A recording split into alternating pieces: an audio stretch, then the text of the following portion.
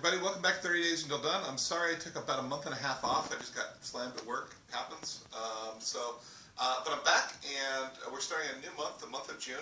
And this month, I thought what we'd do is we'd go through some stuff that I did in my new book. I'm so excited about. This is A Sublime and Tragic Dance, and I'll link you to Amazon down below. And this is a book about J. Robert Oppenheimer and the nuclear bomb. It's historical. It's prose poetry, a little bit of flash fiction, a little bit of regular poetry, and a whole bunch of art. I did it in collaboration with a guy named Ken Johnson, who's a trauma psychotherapist and a painter and an artist. And we did just these paintings, and he did all the paintings. And we both wrote some poetry about Oppenheimer and the lasting effect of Oppenheimer. And it's just been, it's great. It's been a great collaboration. It's both historical and it's current. It's taking a look at Oppenheimer as a philosopher, Oppenheimer as a scientist, Oppenheimer as a ethical or non-ethical person. I find conversations about Oppenheimer to be far too simplistic, right? People make these sorts of pronouncements that make his life and what he did simple, and it's not that. It's just not that. He's a complex thinker. He's a complex person. What he did can be seen on a spectrum of good and evil, and just saying it's one or the other is simplistic.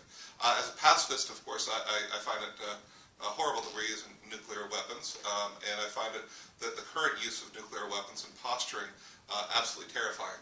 And so that's in here too.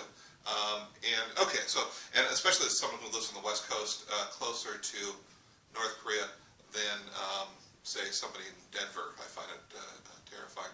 Not that I would be terrified if I weren't in the strike zone, but you know what I mean.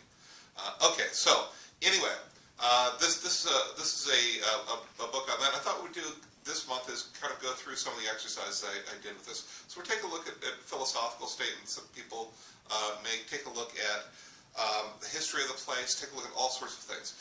The opening introduction I wrote and the first poem of mine as well, and they're about the idea of collaboration. And so I think that's what the first poem this month is going to be. When did you collaborate? How did you collaborate? What did that collaboration produce?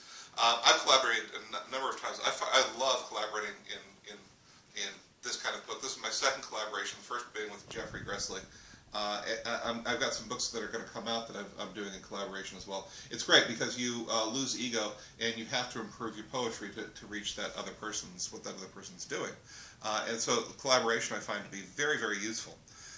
When did you collaborate, and what did that look like? It could be, I've collaborated with my wife a lot of the time, not just in terms of art and that sort of thing, but like we have to move furniture this weekend because we're moving house, and so that's a collaboration, right? And how do you negotiate? That'd be an interesting poem.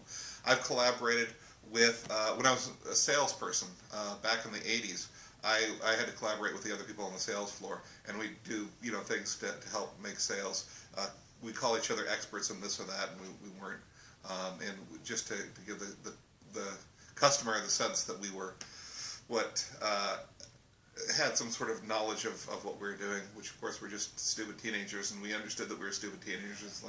But we have to also sell socks today, right? You have a quota for selling socks, and so we'd say, oh, let's get our colorist over here, that kind of thing, and talk about that sort of thing. Or I could, in this poem, in the first poem, I talk about collaborating artistically with Ken, and what's that's like. So whatever that collaboration is, you can think of this as just I worked with somebody else kind of poem.